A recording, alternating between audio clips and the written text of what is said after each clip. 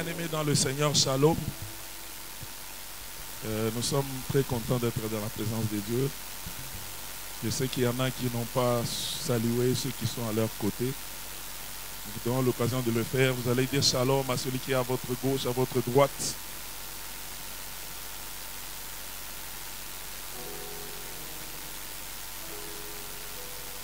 Est-ce que la joie de Dieu est là?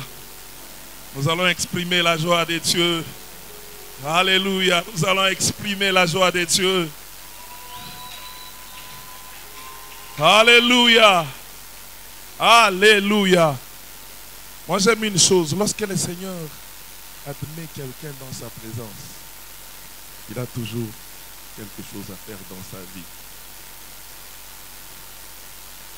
Dieu n'appelle pas quelqu'un par hasard dans sa présence. Et si toi tu es venu ce matin en ces lieux, ce n'est pas le fruit du hasard. Le Seigneur a un programme avec toi.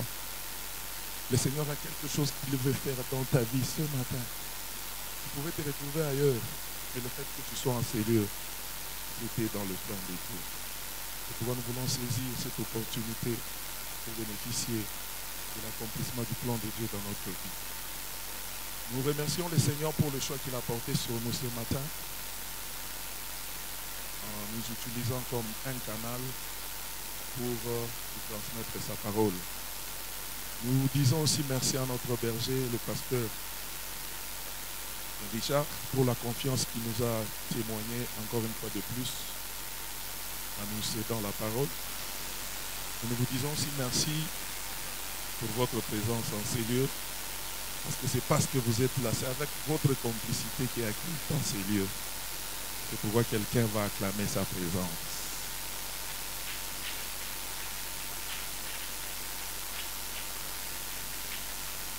Ce matin, nous voulons nous exhorter autour de quelque chose. Et la Bible nous dit que deux personnes ne peuvent pas marcher ensemble sans se convenir. Sans pour autant se mettre d'accord. Je pense que dans la vie, il y a plein de choses. Je sais que tu seras visité par Dieu. Je sais que tu seras béni par Dieu. Je sais que la gloire de Dieu va descendre sur sa vie. Ça, je le sais, je le souhaite et je le confesse. Je sais que tu seras guéri. C'est ça mon vœu et je le confesse. Mais à un moment donné, nous devons nous arrêter et nous dire certaines choses. Alléluia. Alléluia. À un moment donné, nous devons nous arrêter, nous regarder dans les yeux et nous dire certaines vérités.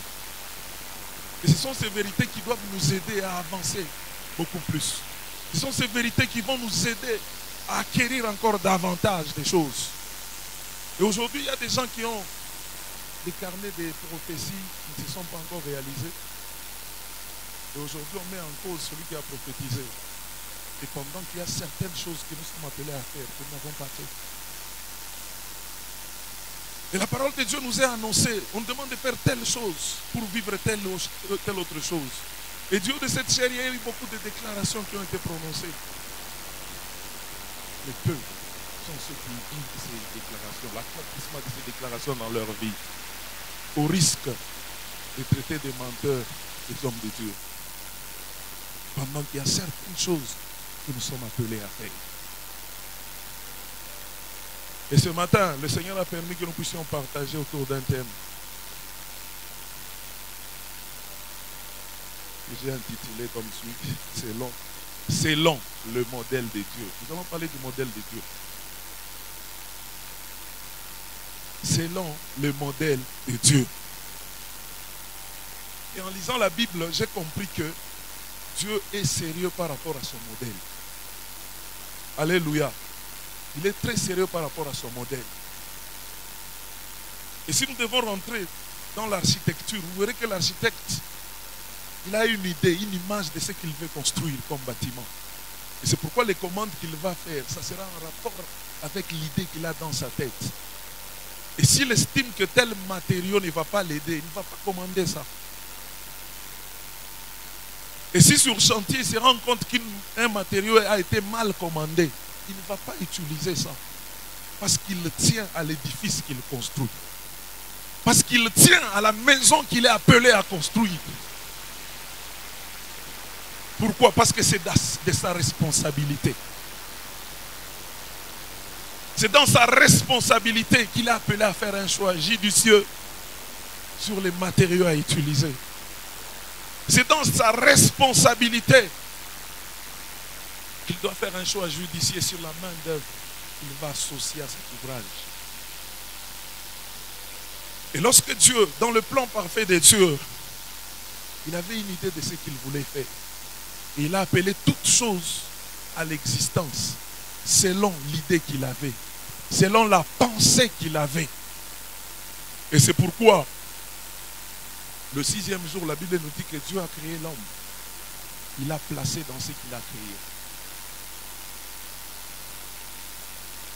Et en plaçant l'homme, la Bible nous dit qu'il a créé à son image et selon sa ressemblance. Pourquoi? Parce qu'il avait un objectif qu'il poursuivait avec cet homme. Et la forme qu'il a donnée à cet homme était une forme objective. La taille qu'il a donnée à cet homme, c'était une taille objective.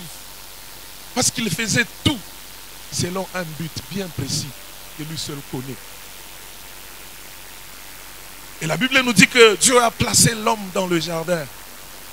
Il lui a donné des orientations. Il dit, moi, selon que j'entends les choses, c'est pour que toi, homme, tu vives dans la gloire. Et pour vivre dans la gloire, tu dois marcher comme ça. Chaque soir, je dois te trouver à tel endroit. Tu es appelé à faire telle ou telle autre chose. Tu peux toucher là, tu peux toucher à gauche, tu peux toucher à droite, mais ne touche pas là. Il savait pourquoi il le disait. Et toutes les fois que l'homme était en train de suivre ce que Dieu lui disait, il était en train de bénéficier de la gloire de Dieu. Et c'est pourquoi la Bible nous dit que l'homme, il était nu, mais il ne se rendait pas compte qu'il était nu. Pourquoi? Parce que la gloire de Dieu le couvrait. Alléluia. Et l'homme était seul dans les jardins, là. Il était seul. Il ne savait pas qu'il lui manquait une chose. Pourquoi? Parce que la gloire de Dieu le couvrait. Pourquoi Dieu lui-même, il a dit non, non. Voici, je vais lui faire une aide semblable à lui. Il n'est pas bon qu'il reste seul. L'homme n'avait pas demandé ça. C'est quand l'homme est resté dans les principes de Dieu que Dieu l'a pris en charge.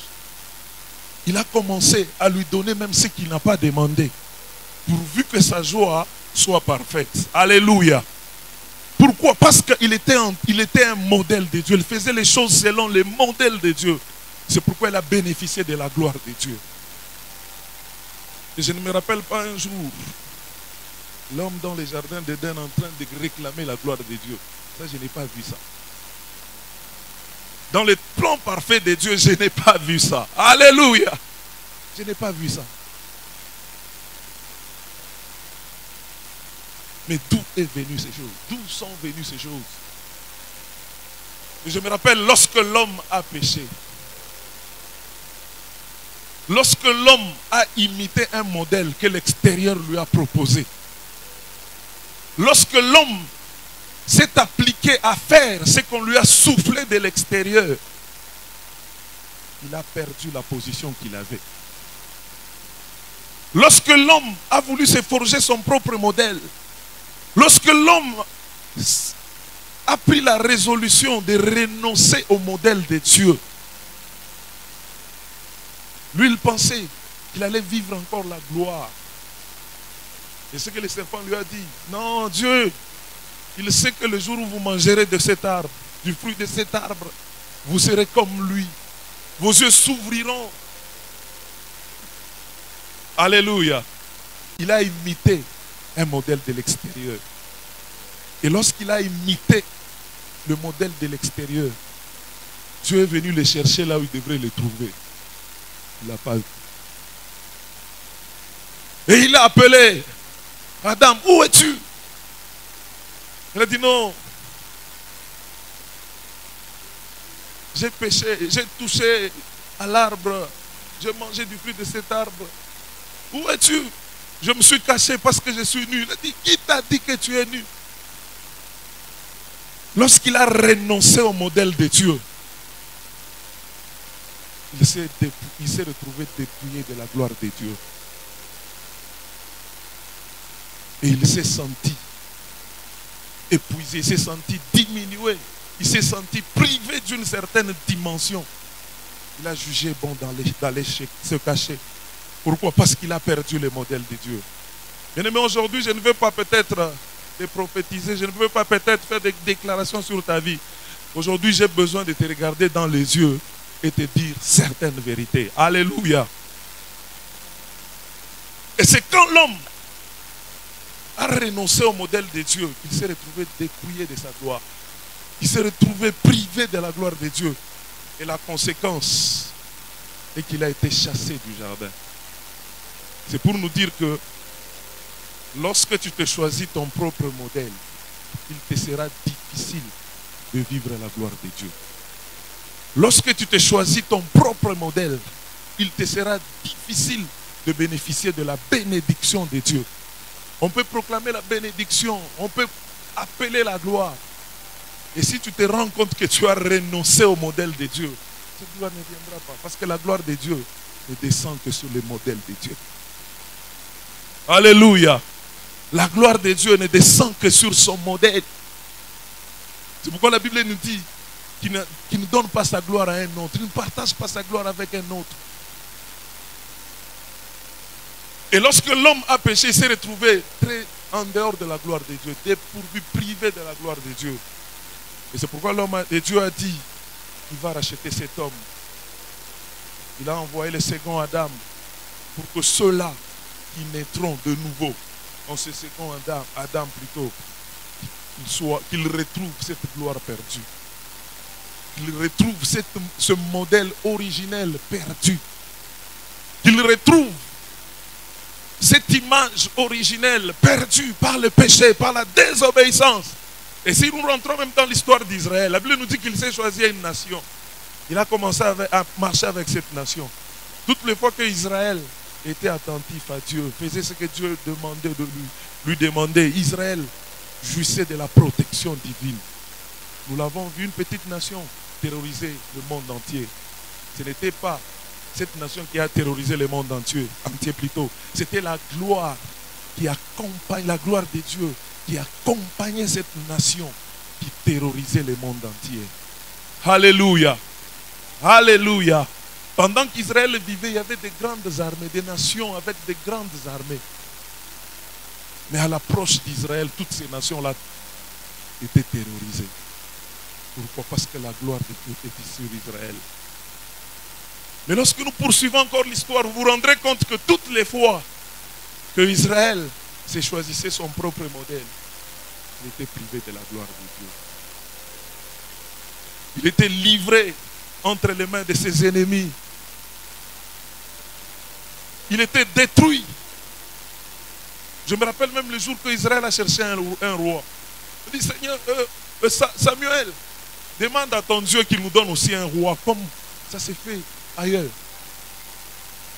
L'influence extérieure. Et quand cette nouvelle est arrivée aux yeux de Dieu, il a dit, Samuel, qu'est-ce qu'il te demande de faire? Ce n'est pas toi qu'ils ont rejeté, mais c'est moi qu'ils ont rejeté. Parce que toutes les fois que nous renonçons au modèle de Dieu, c'est à Dieu que nous renonçons. Toutes les fois que nous renonçons au modèle de Dieu, c'est à sa gloire que nous renonçons. Toutes les fois que nous renonçons au modèle de Dieu, c'est à sa bénédiction que nous renonçons. Alléluia. Alléluia. Alléluia. Et ces choses, chacun les connaît. Quand tu rentres en toi-même là, tu t'auto-évalues. Tu peux donner une réponse à ma question. Est-ce que tu as encore le modèle de Dieu? Est-ce qu'en toi, il y a encore le modèle de Dieu? Nous voulons nous forger notre propre modèle. Nous voulons imiter les gens comme nous le voulons. Et nous voulons que Dieu agrée ce que nous avons imité. Nous voulons que Dieu agrée le modèle que nous avons volé, que nous avons copié de l'extérieur. Et nous voulons que Dieu agrée. C'est pourquoi les choses traînent. Parce que nous voulons imposer à Dieu ce qui n'est pas dans sa volonté. Alléluia. Alléluia. selon les modèles de Dieu. Un modèle, c'est quoi? Un modèle, c'est ce qui nous sert d'exemple. Un modèle, c'est une personne exemplaire que l'on est appelé à suivre et que l'on doit suivre. Et si nous rentrons dans la Bible, vous verrez que Dieu a choisi les chrétiens comme étant des modèles pour le monde.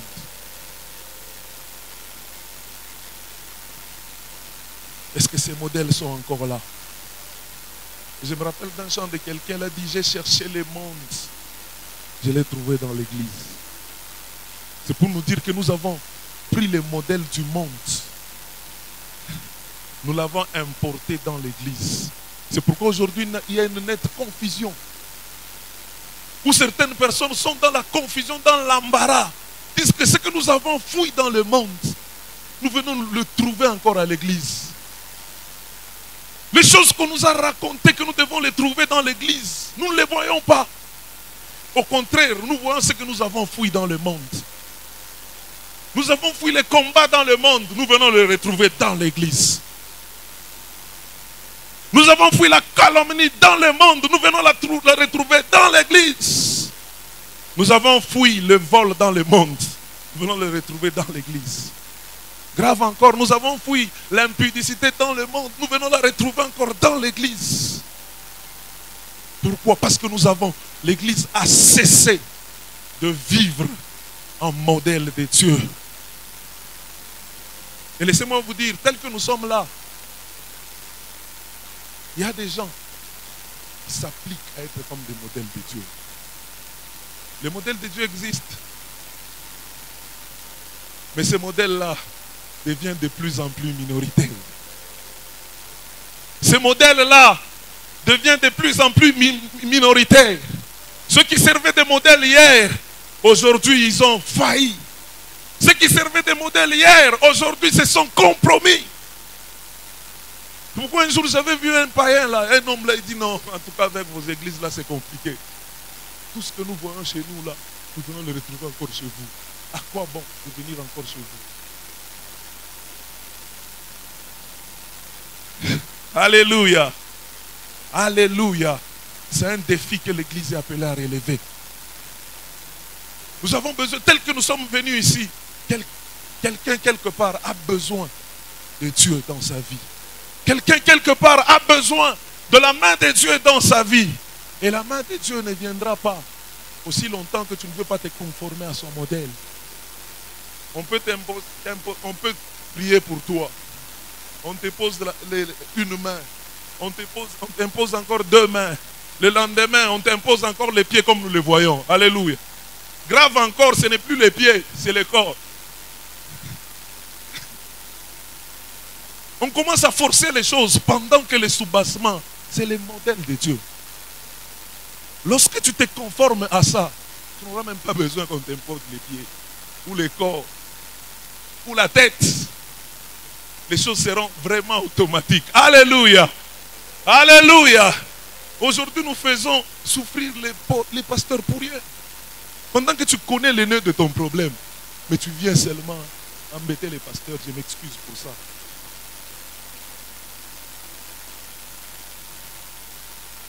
Alléluia. Alléluia. Et un pasteur inspiré, quand tu viens là, tu t'attends à ce qu'on t'impose les pieds, il t'exhorte seulement, tu pars. Il t'exhorte seulement. Tu dis, ah, ce pasteur-là n'a pas le feu. Ce n'est pas un problème de feu, c'est un problème d'inspiration. Alléluia. Alléluia. Alléluia. C'est comme qui dirait, ce sont les impositions là qui vont forcer la main de Dieu dans ta vie. Dieu est un Dieu responsable, on ne le force pas à faire. On ne le force pas à faire sa volonté. Il est prêt à faire sa volonté. Il est derrière sa parole pour l'accomplir. On ne le force pas. Lorsqu'il y a cette tendance-là, ça veut dire que les choses sont à l'envers. Alléluia. Alléluia. Et un modèle, c'est un prototype. Quelqu'un a quelque chose en miniature qu'il veut créer. Et un modèle selon les architectes, c'est une maquette. Même pour construire cette église, il y a une maquette. Il y a une maquette, on a conçu ça, on a fait une petite maquette. Tout ce qu'on fait, on se réfère à cette maquette.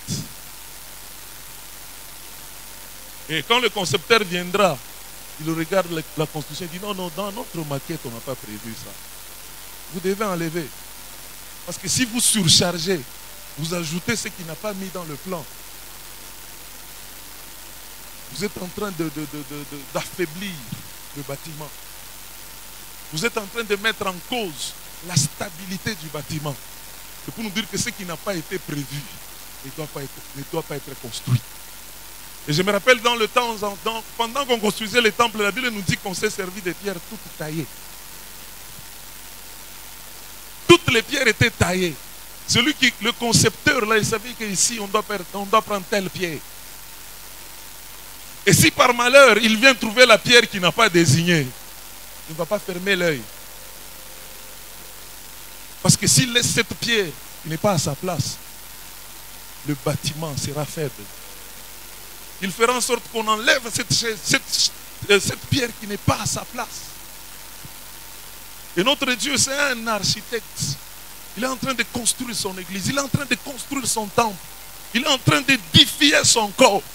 S'il se rend compte qu'il n'y a pas quelque chose, qu'il y a quelque chose qui n'a pas été prévu dans l'édifice, il est appelé à enlever ça. Alléluia. Alléluia. Le modèle de Dieu. Nous allons lire. Nous allons nous inspirer d'un passage de la Bible.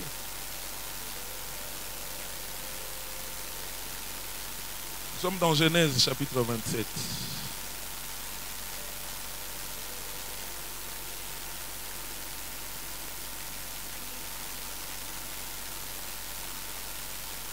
Nous allons nous inspirer de ça.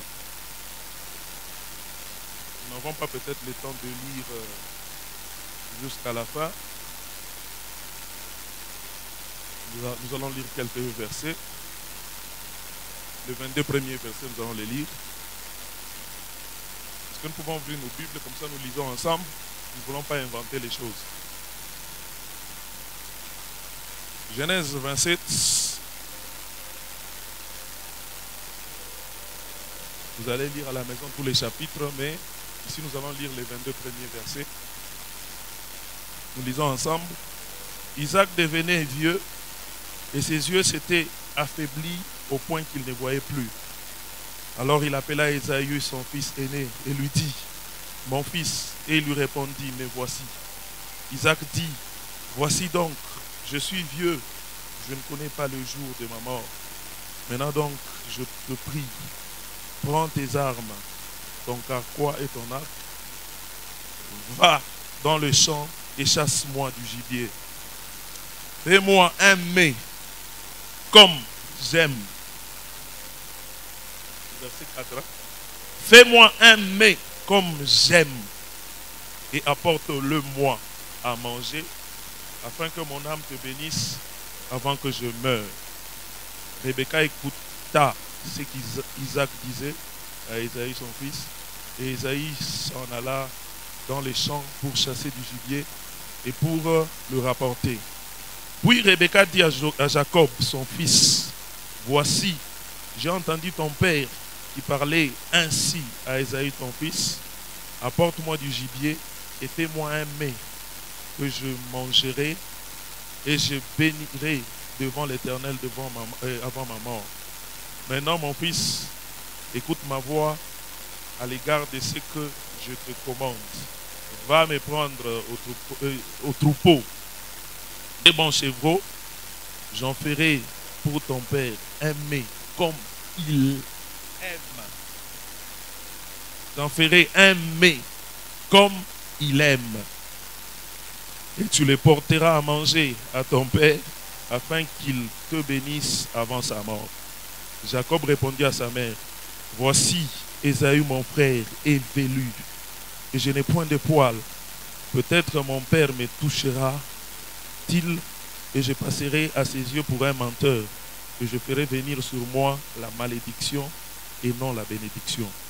Sa mère lui dit, que cette malédiction, mon fils, retombe sur moi. Écoute seulement ma voix et va me le prendre. Jacob alla les prendre et les apporta à sa mère, qui fit un mets comme son père aîné. Ensuite, Rebecca prit les vêtements d'Ésaü, son fils aîné, le plus beau qui se trouvait à la maison, et elle les fit mettre à Jacob, son fils cadet.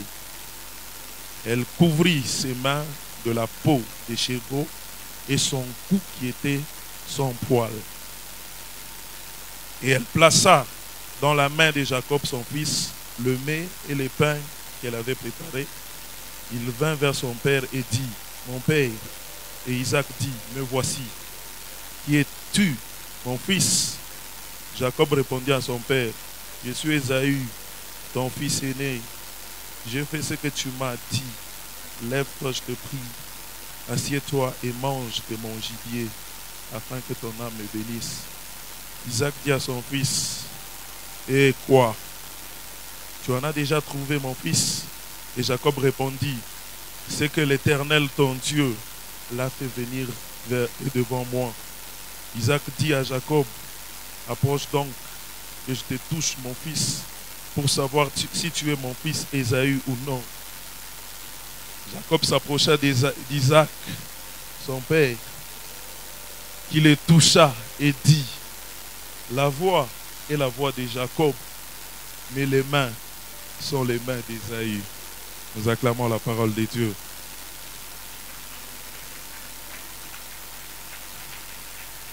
La voix est la voix de Jacob, mais les mains sont les mains d'Ésaü. Ça, c'est l'histoire de Jacob et Ésaü. Isaac, le fils d'Abraham, avait deux enfants, Jacob et Ésaü, nous les connaissons très bien. Et la Bible nous dit que Ésaü c'était l'aîné et Jacob c'était le cadet. Et quand il a vu sa mort arriver, il a dit non, il faut que je bénisse quand même l'aîné. Il a appelé son fils aîné, il lui a dit va me chasser les gibiers et apporte-moi. Prépare-moi comme j'aime et je te bénirai. Et la Bible nous dit que pendant qu'il le disait à son fils, la mère de Jacob était à côté, en train de suivre ce que son père disait. Et on nous dit que la mère aimait plus Jacob qu'Ésaü. Là, c'est raison. Alléluia. Alléluia. Et la Bible nous dit que pendant que Ésaü est allé chasser les gibiers, sa mère a appelé Jacob pour lui demander de prendre les gibiers seulement dans le champ. Et il a abattu les gibiers, il a préparé comme il voulait, parce qu'il voulait que la bénédiction n'aille pas de Ésaü qu'il n'aimait pas plus que Jacob. Il a préféré que la bénédiction puisse aller vers Jacob. Et c'est pourquoi la Bible nous dit qu'il a préparé, et la maman a préparé pour Jacob. Jacob est venu présenter devant Isaac qu'il ne voyait presque pas. Et quand Isaac s'est présenté devant, Jacob s'est présenté devant Isaac, la Bible nous dit que Isaac a entendu la voix de Jacob. Il a dit bon, la voix que j'entends c'est la voix de Jacob. Approche-toi pour que je te touche. Pour que je sache si tu es réellement mon fils Ésaü ou pas. Et quand cet enfant s'est avancé, Isaac a touché là où il fallait toucher, parce qu'on nous dit que Ésaü était velu, il avait beaucoup de poils. Il a touché là où il y avait la différence, il s'est rendu compte que c'était réellement Ésaü. Mais dans sa conclusion, il dit quoi? Bon, la voix est celle de Jacob, hein, mais les mains sont comme celles d'Ésaü. Qu'est-ce qu'il pouvait faire? Il ne pouvait que bénir. Il n'a même pas eu le réflexe de faire appel au deuxième enfant pour vérifier. Alléluia. S'il avait ce réflexe-là, il allait découvrir qu'il avait été trompé. Mais il s'est servi de certaines choses. Il s'est servi de certaines choses pour qu'il atteste que c'était son fils. Et vous vous rendrez compte que Isaac plutôt, a été roulé. C'est un homme. L'homme, on peut le tromper. L'homme peut le mentir. On peut se cacher devant un homme. On peut faire semblant de bien paraître devant un homme, mais devant Dieu, personne ne peut se cacher. Alléluia. Personne ne peut se cacher. C'est pourquoi on nous disait toujours, les gens ont tendance à regarder à gauche, à droite, devant, derrière, pour voir qui me voit, qui ne me voit pas. Mais nous n'avons pas l'intention de regarder au ciel. Parce que le ciel nous voit toujours. Pour voler, personne ne regarde au ciel. Alléluia. On regarde à gauche, à droite. Quand on veut entrer dans les coins là très compliqués, on regarde à gauche, à droite, devant, derrière, on ne regarde jamais en l'air. On ne regarde jamais en haut. Donc c'est pour nous dire que Dieu, on ne peut pas se cacher devant lui. On peut se cacher devant les hommes, mais personne ne peut se cacher devant Dieu. Dieu voit tout. Jacob s'est caché devant Isaac. Mais Jacob ne s'est pas caché devant Dieu. On peut se comporter comme un chrétien sans pour autant l'être. Isaac s'est comporté comme Ésaïe pendant qu'il n'était pas Ésaïe. Un païen peut se comporter comme un chrétien pendant qu'il n'est pas chrétien. Il se comporte comme un chrétien, mais il n'est pas chrétien. Il peut porter la Bible comme un chrétien. Il peut prier comme un chrétien. Il peut chanter comme un chrétien. Il peut prêcher comme un chrétien. Il peut évangéliser comme un chrétien. Il peut prier pour les malades comme un chrétien. Mais il ne l'est pas. Alléluia. Jacob s'est comporté comme Ésaïe, mais il n'était pas Ésaïe, il était Jacob. Il a arraché les avantages liés à Ésaïe qu'il cherchait à imiter. Et il n'a pas pris l'identité d'Ésaïe. Alléluia. Alléluia. Et la première des choses que nous retrouvons dans ce texte qui nous inspire dans notre marche, nous sommes chrétiens, nous sommes enfants de Dieu, nous avons été appelés par Dieu, nous avons écouté la voix du Seigneur. Et si tu n'es pas resté à la maison, c'est parce que tu t'attends. Tu attends à recevoir quelque chose de Dieu. Et c'est pourquoi nous sommes venus. Et c'est ce matin, le Seigneur nous dit que pour recevoir quelque chose de la part de Dieu, nous devons faire les choses selon son modèle. Et par rapport à ces choses, par rapport à ces récits, je viens de découvrir 3 choses. La première chose, c'est d'abord l'être. Nous voulons synchroniser ces 3 choses pour bénéficier du privilège de Dieu, pour bénéficier de la gloire de Dieu. La première des choses, c'est l'être, c'est qu'on est. C'est ça la première des choses que je viens de découvrir dans ce texte. Et la deuxième des choses, c'est ce qu'on fait. Et la troisième des choses, c'est ce qu'on dit. Et lorsque nous parvenons à synchroniser ces 3 choses, nous parvenons à être un modèle dans ces 3 choses, vous verrez que la gloire va se déclencher automatiquement. Nous n'aurons pas à forcer les choses. Nous n'aurons pas à pousser les choses. Mais les choses vont se faire d'elles-mêmes. Alléluia. Alléluia. Par exemple, pour allumer ces lampes ici, on a besoin d'appuyer à un seul endroit. Tu peux appuyer partout. Si tu n'appuies pas à ce seul endroit, les lampes ne vont pas s'allumer. Ce seul endroit-là, c'est l'interrupteur. C'est pour nous dire que Dieu ne les force pas. Tu peux les forcer en touchant partout, sauf là où il veut. Rien ne va se passer. Alléluia. La première des choses, nous la trouvons dans le premier passage et dans le premier verset. Isaac devenait de plus en plus vieux et ses yeux s'étaient affaiblis au point qu'il ne voyait pas. Alors il appela Ésaïe, son fils aîné, et lui dit, mon fils. Et il lui répondit, me voici. Le père a appelé Ésaïe. Là, il s'agissait d'Ésaïe. Tout le monde. Pendant ce temps-là, il y avait beaucoup de gens, il y avait beaucoup de créatures. Mais ces jours-là, Isaac n'avait besoin que d'Ésaïe. C'est pour dire qu'il y avait des choses qui n'étaient réservées qu'à Ésaïe.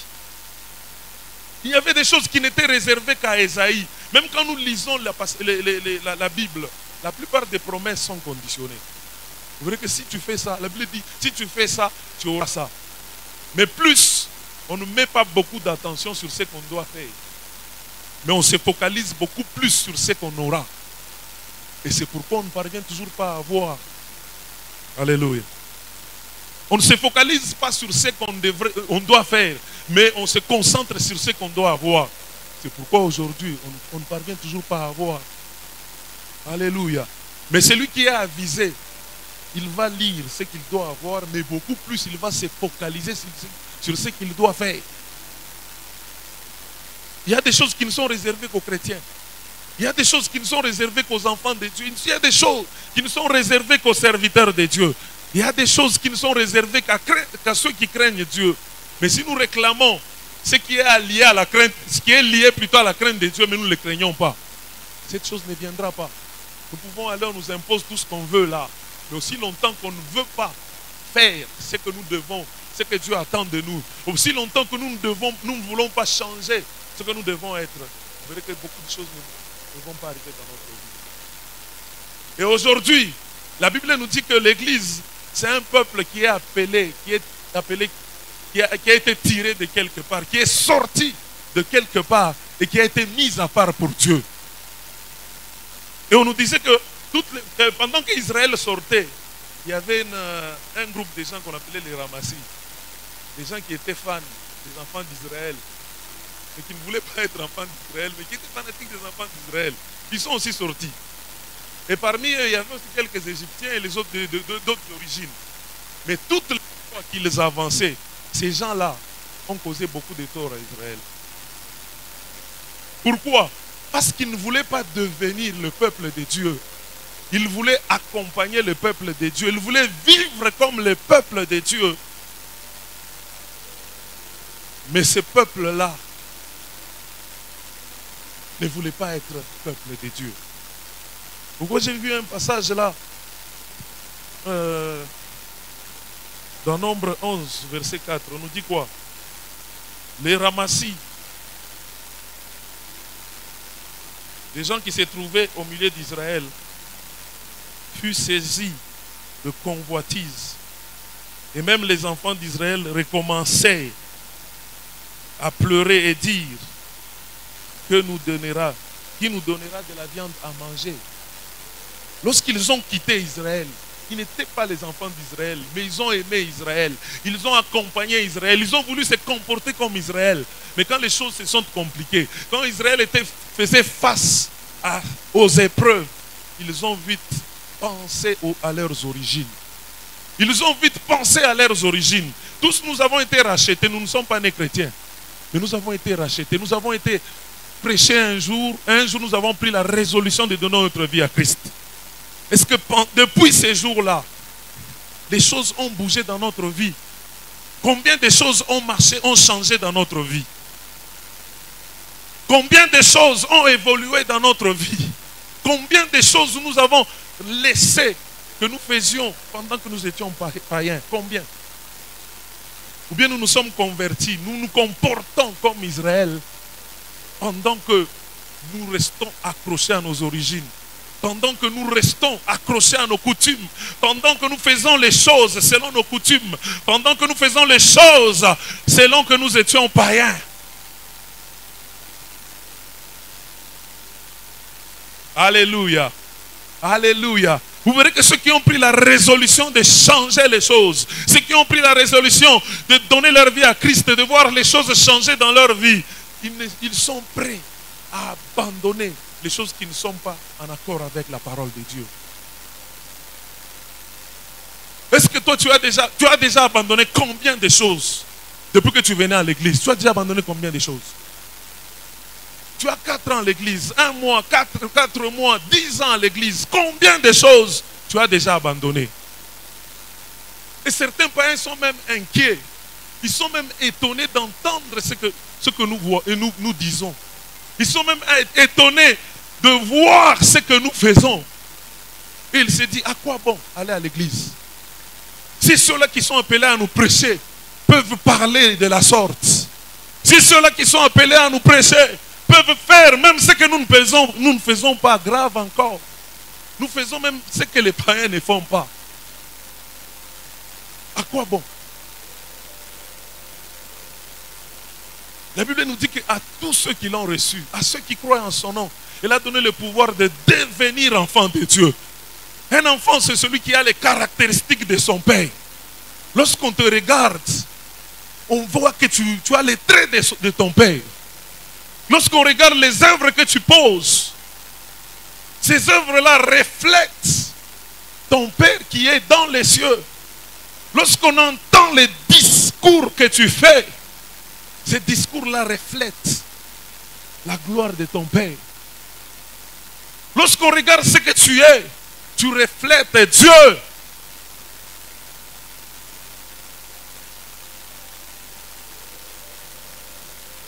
Un enfant, il présente les caractéristiques de son père.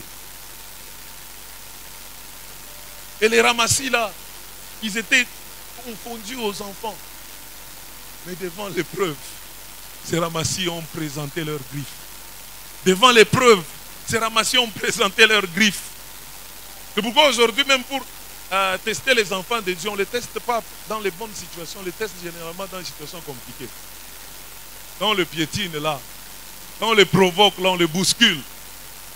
Il y en a qui retroussent les manches, dit, tu ne me connais pas. Alléluia. Et quand on l'injurie, là, il dit quoi, moi?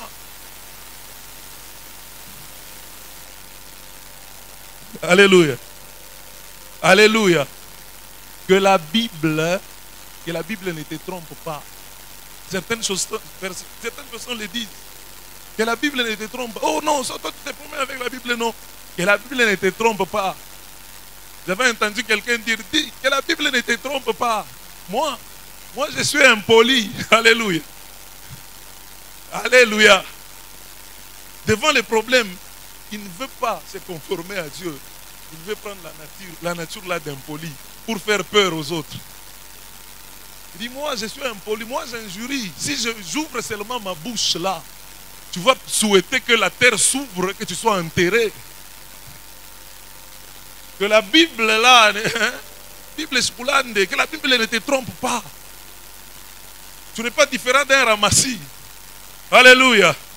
Bien-aimés, les enfants de Dieu, ce sont des gens qui ont dit non au mal, qui sont incapables de faire le mal. Lorsque l'ennemi vient les provoquer, ils sentent qu'ils sont incapables de réagir par le mal. C'est pourquoi même la Bible nous dit quoi? Si ta main est pour toi une occasion de chute, coupe-la. Donc le royaume de Dieu, le peuple de Dieu est caractérisé des gens incapables de faire le mal.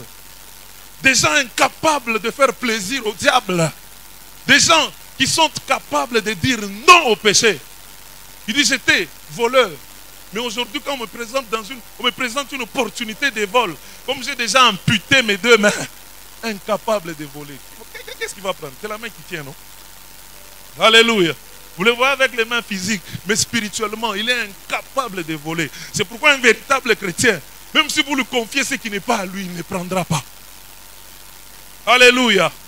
Même si vous ne lui donnez pas ce qui n'est pas à lui, il ne prendra pas. Pourquoi? Parce qu'il est devenu incapable de faire le mal. Et qu'est-ce qui peut rendre cela? Qu'est-ce qui peut nous amener à cette dimension? C'est la vie de Dieu en nous. Qu'est-ce qui va nous amener à cette dimension? C'est le Saint-Esprit de Dieu en nous. C'est pourquoi les Paul, là, les apôtres là, qui avaient une mauvaise vie avant, lorsque la vie de Christ est entrée en eux, ils ne se sont plus référés à leur mauvaise vie. Peut-être on est venu les tenter pour voir s'ils ont changé. Mais le monde s'est rendu compte que réellement ces gens ont reçu la vie de Christ en eux. Bien aimé, c'est ce qui est important. Lorsque nous prenons la résolution de nous conformer à ce que Dieu dit, notre être se conforme d'abord à ce que Dieu dit. Ce n'est pas d'abord ce que nous faisons. Aujourd'hui, nous faisons des démonstrations pour dire que nous sommes enfants de Dieu. C'est encore loin. Alléluia. Tu peux faire sortir le feu dans la bouche. Cela ne prouve pas que tu es enfant de Dieu. Tu peux opérer des miracles. Cela ne prouvera pas que tu es enfant de Dieu. Qu'est-ce que Dieu nous dit? Certains viendront dire, Seigneur, Seigneur, Seigneur, n'avons-nous pas fait prêcher en ton nom? N'avons-nous pas prêché les miracles? N'avons-nous pas accompli les miracles en ton nom? Je leur dirai que je ne vous ai jamais connu. Alléluia. Pourquoi? Parce que ce sont des gens qui étaient liés à l'iniquité. Lorsqu'on les voit, ils ne reflètent pas Christ. C'est un défi que nous sommes appelés à relever. Aujourd'hui, le monde ne veut pas nous suivre parce que le monde ne trouve pas intérêt. Ne trouve aucun intérêt à ce que nous faisons. Alléluia. Où sont les modèles que nous devons suivre? Où sont les modèles que le monde est appelé à suivre? Est-ce que je peux me lever pour dire, comme Paul, soyez mes imitateurs, comme moi je suis imitateur de Christ? Est-ce que quelqu'un peut se lever pour le dire? Dans son quartier, il peut se lever et le dire. Dans sa famille, il peut se lever et le dire. À son travail, est-ce qu'il peut se lever et le dire? Alléluia. D'ailleurs, c'est seulement ici qu'on sait que nous sommes chrétiens, mais en dehors, on ne sait pas que nous sommes chrétiens. Parce que la vie que nous menons, c'est une vie du monde totalement. Alléluia. C'est pourquoi nous cherchons toujours à ceux qui ont le feu. On nous impose les pieds, on nous impose les corps. On va commencer à nous imposer encore les choses. Si les corps ne donnent pas, si les mains ne donnent pas, on va commencer à nous imposer encore des choses. Pourquoi? Parce qu'on ne veut pas se conformer, mais on cherche les choses. On dit, je cherche ce qui est lié, la bénédiction de Dieu. Mais quant à ce qui concerne me conformer à ce que Dieu dit, en tout cas, je ne suis pas encore prêt. Donnez-moi d'abord ce que Dieu m'a promis. En tout cas, me conformer, en tout cas, il faut du temps. Bien aimé, c'est automatique. Alléluia. Et la cible de Jacob, c'était Ésaü. On a imité Ésaü. On a imité Ésaü pour tromper la vigilance de Jacob et d'Isaac. On a imité Ésaü pour séduire le cœur d'Isaac. Bien aimé, on peut imiter quelqu'un pour séduire le cœur peut-être du pasteur. On peut chercher à se comporter comme un chrétien pour séduire le cœur du pasteur, le cœur du départemental peut-être. Mais Dieu nous voit et nous connaît. Nous n'avons pas intérêt à tromper notre vigilance, la vigilance de ceux qui nous connaissent. Mais nous avons intérêt à arranger avec Dieu. Lorsque tu arranges avec Dieu, il va ouvrir les opportunités liées à ses enfants. Parce qu'il y a beaucoup de promesses. Bien aimé, aujourd'hui, nous pouvons sembler perdre notre source de revenus. Nous pouvons sembler perdre les amis qui nous occupent à longueur de journée. Mais demain, nous allons glorifier le Seigneur de la décision que nous avons prise d'abandonner certaines choses. Demain, nous allons nous frotter les mains de la décision que nous avons prise de nous conformer à la parole de Dieu. Peut-être aujourd'hui, on va se moquer de nous. Mais demain, tout le monde viendra pour que nous puissions leur montrer le chemin. Comment est-ce que tu as fait? Nous avons essayé, mais nous ne t'avons pas égalé. Quel est ton secret? Et qu'est-ce que tu leur diras? Mon secret, c'est Christ. Alléluia. Aujourd'hui, le monde est en train de chercher des repères. C'est pourquoi la Bible nous dit que la créature tout entière attend avec ardent désir la révélation des fils de Dieu. Bien aimé, cette bénédiction est sortie parce qu'on s'est conformé à Isaac. On s'est conformé plutôt à Ésaü. Comme Isaac ne pouvait pas voir le cœur, il a été séduit, il a béni Jacob à la place d'Ésaü. Mais notre Dieu, il ne regarde pas à l'extérieur, il regarde le cœur. Est-ce que celui qui me prêche, quel est l'état de son cœur? Celui qui chante pour moi, quel est l'état de son cœur? Celui qui vient le dimanche à l'église, quel est l'état de son cœur? Il fait plaisir à son entourage, mais quel est l'état de son cœur? Il a adhéré, il se comporte comme des chrétiens ou il est réellement un chrétien? Il se comporte comme des enfants de Dieu ou bien il est réellement un enfant de Dieu? Alléluia. Bien aimé, quand on est enfant de Dieu, ça se voit. Lorsqu'on est enfant de Dieu, ça se voit. On n'a pas apporté des lunettes comme moi là pour voir que tu es enfant de Dieu. Ça se voit. Alléluia. Mais si on sait des discussions, on dit non, non, moi je suis enfant de Dieu. Quand on réclame qu'on est enfant de Dieu, donc il y a quelque chose qui cloche. Et par moment, Dieu aussi utilise les païens. Hein. Dis, toi, tu pries où? Ah, toi, prier. Toi. Par moment, il faut s'arrêter. Quand tu lances un tel défi, il faut s'arrêter. Devant tout le monde, tu fais semblant, mais après, tu le suis. Qu'est-ce qui t'a poussé à dire ça, frère? Alléluia. Le plus souvent, nous nous entêtons. J'aime cet exercice que Christ a fait un jour. Il a appelé ses disciples. Vous là, qu'est-ce que les gens disent de moi? Alléluia. Qu'est-ce que les gens disent de moi? Je me rappelle sur l'exercice qu'on faisait aussi entre amis. Je dis bon, on a fait longtemps entre amis. En tout cas aujourd'hui, je n'ai pas besoin que tu me vantes. Je n'ai pas besoin que tu m'acclames. J'ai besoin que tu me reprennes. Qu'est-ce que tu n'aimes pas chez moi? Alléluia. Alléluia. Ce sont des exercices qu'il faut faire. Vous pas en tété. Toi, si tu pars au ciel, je vais te tenir même au pied. Quel défi. Donc ça veut dire qu'il y a quelque chose que ces hommes-là voient que toi tu ne vois pas peut-être. Ça ne sert à rien de t'entêter. Arrête-toi. Approche-toi d'eux. En tout cas, qu'est-ce qui te fait dire ça? Et tu vas réellement changer. Alléluia. Alléluia. Il s'est conformé à Ésaü pendant qu'il était Jacob. Tu te conformes, tu te comportes comme un chrétien pendant que tu es païen. Tu te comportes comme un saint pendant que tu es voleur. Tu te comportes comme une vierge pendant que tu es impudique. C'est pourquoi la Bible nous dit que dans les derniers temps, les gens auront l'apparence de la piété. Il apparaît comme un pieux là. Il vient de pécher, il enlève toute la sueur du péché, il se comporte comme un pieux, comme un saint. Et il pleure même dans la présence de Dieu. Et quand vous le regardez, vous vous fiez à l'apparence. Vous allez les nommer à l'église. Alléluia. Mais quand vous apprendrez ce qu'il fait là, des bandades totales.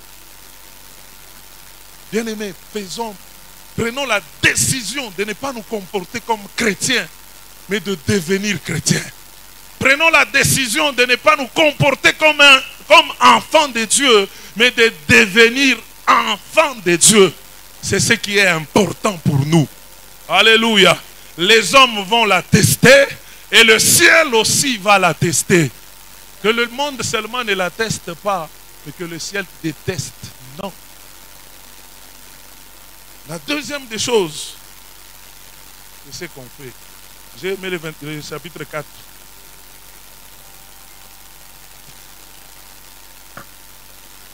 Fais-moi un mets comme j'aime.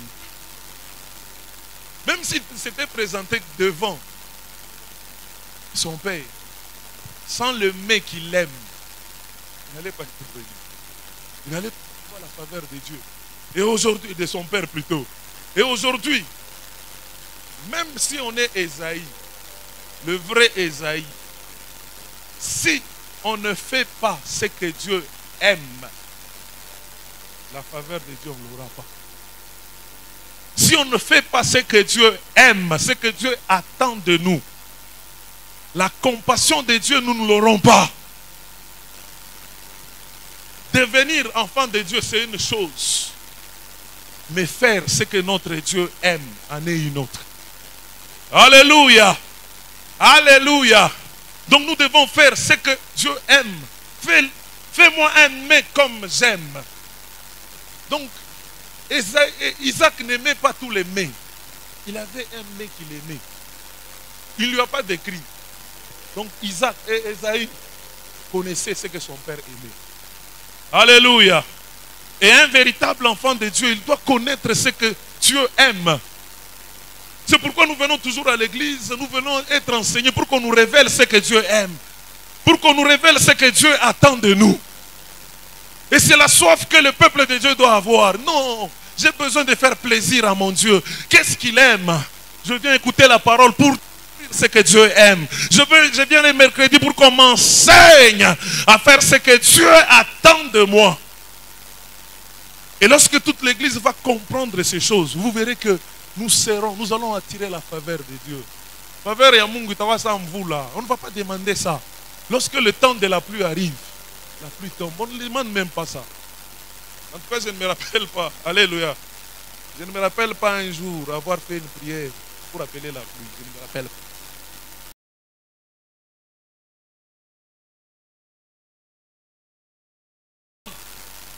Parce que si toutes les conditions sont réunies,